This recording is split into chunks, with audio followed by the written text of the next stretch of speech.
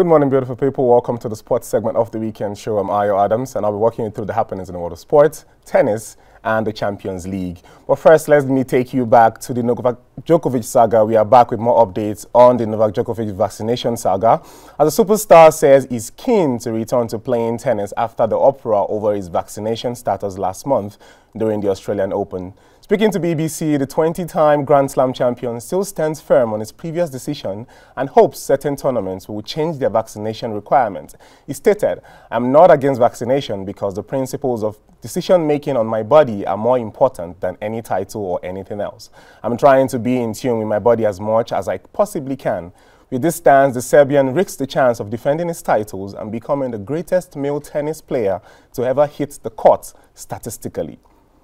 Let's move to another update on the Tokyo 2020 Olympics. During the 2020 Olympics in Tokyo, two athletes got injured while representing Nigeria, our nation. Enoch Adegoke and Ucheoritse Ishekiri, both sprinters, suffered a hamstring injury during the finals and semis, respectively.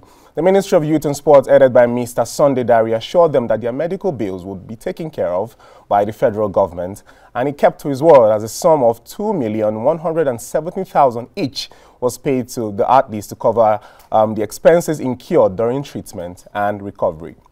Still on Nigerians and the scenes, we are talking about the Super Eagles engine room, Wilfred Ndidi, who played his 200th game for Leicester City on Thursday against Randers FC. The man scored the first goal amongst four as they defeated Randers in the UEFA Europa Conference League 4-1.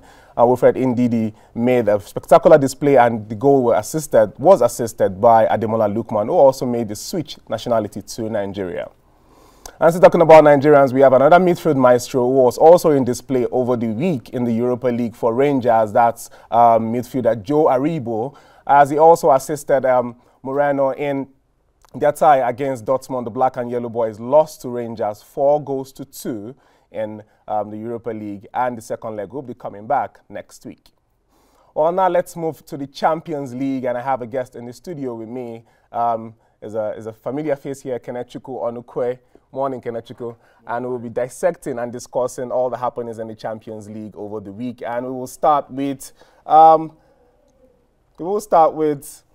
Mbappe, who had a brilliant display against Real Madrid. I mean, a lot of take-ons, a lot of dribbles, brilliant moments. But the most significant part was that 90+4 clutch winner against Real Madrid. And the club that he's been rumored that he will be going to in the end of the summer. How would you rate Mbappe's display on Tuesday?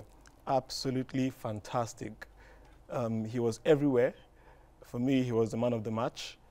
He played, he dropped back, got into the midfield, attacked. He kept on attacking till the end. I almost took my eye off the screen. The next thing I heard, I saw him cutting inside and then playing it to the back post. It was fantastic. It was fantastic, yeah, it was. And another player who was also on display, but really did not catch up the moment, was Lionel Messi. I mean, some little tricks and moves. And with Real Madrid, he's one of the players that scored the most goals against Real Madrid, 26 goals in 45 appearances. And when that penalty happened, when Carvajal fouled Kylian Mbappe and the penalty got into the spot, was there any doubt in your mind that Messi was going to miss that penalty? Yeah, the only doubt I had in my mind was Courtois in goal, because Courtois is a fantastic goalkeeper when it comes to penalties, and he knows Messi. And I felt that maybe he was going to miss, and then he did miss. Courtois said after the game that he watched a few clips of Messi before the game, and he knew that was his favorite spot. So he just went there and then he caught the penalty. Yeah, and Messi joins Thierry Henry as some of the most players who have lost penalties in the UEFA Champions League, now 5. Another player who took to the scenes on the UEFA Champions League day with PSG versus Real Madrid was Marco Verratti, the midfield maestro, marveled in the middle of the park against Toni Kroos, Luka Modric, and Casemiro. I mean, Kenechukwu, after you speak about Kylian Mbappe on that day and you speak about Messi's penalty miss, the only conversation that could come into anyone's mouth was Marco Verratti. And Neymar had praises for him, comparing him to the likes of Xavi and Iniesta and Busquets, players who he's played with, some of the players who are at the highest peak. And even the players he played with on the day, his oppositions, Modric, Kroos, and Casemiro, are one of the best trios in world football. But Verratti just marveled. He was unplayable on that day. I mean, are there more accolades that you can give to him on the day? No, Neymar said that he knew Verratti was a great player, but watching him on the pitch was just something different. It was beautiful. poetry in motion. I also want to give credit to Danilo as well, because he did the dirty job for Verratti. Verratti had a free role in midfield, so Danilo was doing the dirty job. Verratti, a fantastic player, and he doesn't get old. He's just like a fine wine. Each time you see him on the pitch, he ages well. He's just fantastic. All right, okay, let's move on to another game that happened during the week. It was Manchester City.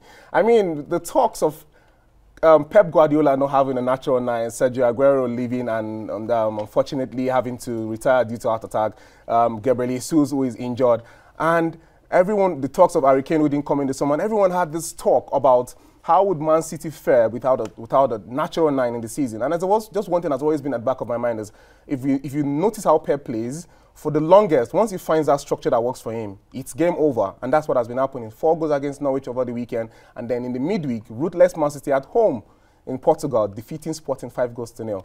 What are their chances in the Champions League this season? I mean, Ayo, if you put me up front in that City team, I'll get you 10 goals this season. Yeah, most definitely. Free-flowing football. They don't need a 9, if you ask me. You can put anyone there, Sterling, Bernardo Silva, Phil Foden. I mean, they're incredible.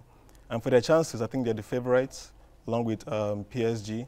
I'm actually seeing the both of them in the final, except something else happens, perhaps Liverpool. But they're a great team. I think the loss last season affected them, and they will do everything in their power to come back and win it. Pep mentioned that the game is not over. Is mind games again? It's absolutely over. It's over. All right, then let's move to Liverpool, which is Kenechuk's team. Kenechuku is a Liverpool fan, and Liverpool are still the team unbeaten in the Champions League, went all the game unbeaten in the group stages, and they were against the champions of the Italian Serie A, Inter Milan, who had lots of chances to play and win, but Liverpool came up clutch as Brazilian Firmino came in to score, and Mohamed Salah came in to wrap up the game. I mean, the first half had Sadio Mane, had Diogo Jota, one of them, a brilliant signing for Liverpool, and Mohamed Salah. And it seemed like as if there was no cohesion. They were just running around, the passes weren't getting through, and they were not bearing the chances. But at the end of the day, Firmino came in and he got that goal from the Robertson corner kick.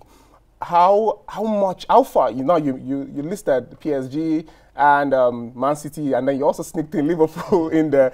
So are Liverpool also competitors to win the Champions League? How much grip do you think they have on the title this season? I mean, I like the fact that people don't see Liverpool as a threat. We are playing the underdog mentality, which is good. And I think it's just going to be a surprise for everyone. As for Diogo Jota, he was playing with a knock on his ankle. After the game, he was on clutches. So that affected his outline display. But Firmino came in, and he's a fantastic player. He's always been good in the Champions League.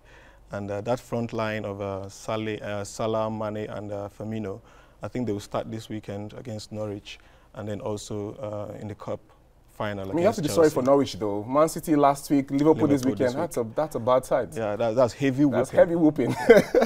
All right, moving on to other games in the Champions League. We had Bayern Munich, who were the champions 2 years ago, who were held at a stalemate against Salzburg. And one player who was on brilliant display was Chukwuebuka Adamu.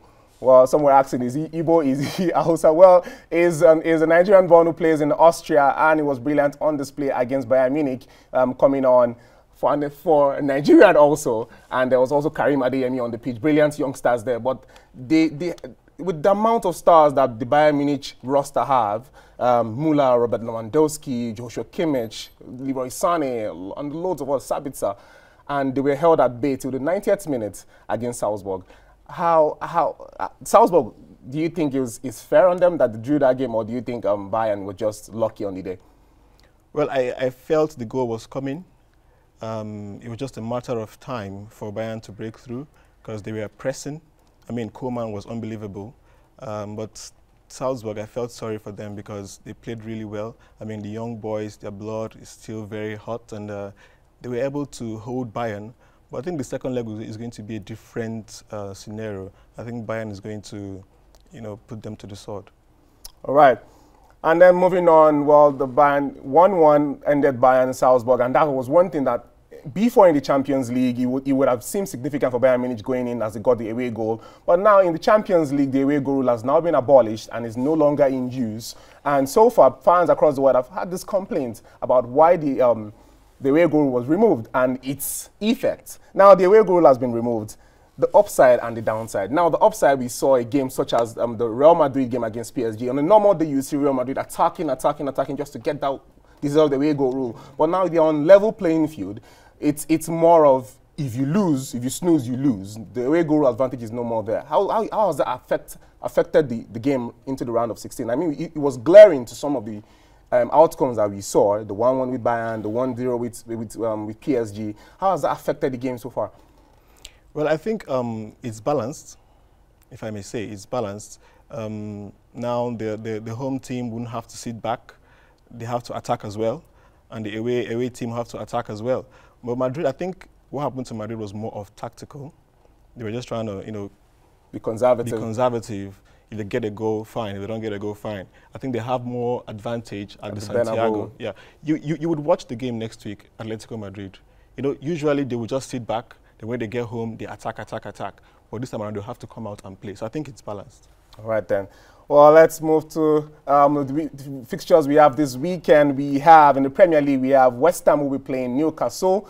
That's going to be a really tough time for Newcastle, but West Ham has been in good form. We have Aston Villa, who lost last weekend to Newcastle, will be taking on bottom feeders Watford at home. We have Liverpool, who will be playing Norwich, a sad side for Norwich, as they played Man City last weekend, losing 4-0. Only God knows how many they're going to get to Liverpool. And we have Arsenal playing Brentford, Southampton taking on Lampard's Everton. It will be on display. It was in great form last weekend. And we have Brighton playing Burnley, and the biggest game of the weekend, we have Manchester City, who are going to be playing Antonio Conte's Tottenham. And on Sunday, we have Marcelo Bielsa's men, Leeds United, who will be playing Manchester United, hoping they have their grips together as they won that game against Brighton in the midweek, 2-0. And we have Wolves, who are going to be playing Leicester City. We will also see in display Ademola Lookman, Wilfred Ndidi, and Iheanacho. And in La Liga, we have Granada who will be taking on Villarreal. Chukwueze, Nigerian, is also in the Villarreal side. We have Osasuna playing Atletico Madrid, who lost 1-0 in the midweek. We have Cadiz playing Getafe, and we have Real Madrid, who are going to be looking to bounce back after that defeat to PSG against Alaves. And on Sunday, we have Espanyol playing Sevilla. Espanyol drew to Barcelona over the weekend, 2-2. And we have Valencia at home to Barcelona. Barcelona are going to be looking to get a win. It's been back-to-back draws, 2-2 against Espanyol, 1-1 against Napoli in the Europa League. And we have Real Betis playing Mallorca and Atletico Bilbao taking on Real Sociedad. And on in the Seria A, we have Sampdoria. We're going to be playing Empoli on Saturday, first game. And we have AS Roma, Jose Mourinho's men will be looking to get another win. And of Salernitana, we're going to be playing league leaders AC Milan. And on Sunday, Fiorentina will be taking on Atalanta, Venezia will be taking on Genoa, Inter Milan will be taking on Sassuolo, Udinese will be playing Lazio, and on Monday we have Cagliari playing Napoli and Bologna playing Spezia. That's the Serie A fixture for the weekend and Monday on the screen. Kenechukwu, I will thank you very much. Thank you very much for coming on the show. Always a pleasure. And well, finally, Man City Tottenham, biggest game this weekend. Care to share your predictions with the viewers at home? I hope Tottenham puts up a fight, because most teams tend to bend over for Man City. I hope they don't be Spursy as usual. Yeah. So I hope they get a draw or a win. All right, then you can proceed to our social media pages and predict your scoreline for the Man City Tottenham game on Twitter, on Instagram, on Facebook. You can let us know, what do you think the game will end? What prediction? What scoreline? Man City versus Tottenham. Well, my name is Ayo Adams. That's all I have for you in the sports segment of the weekend show. The show is still on. Stay tuned. Bye-bye.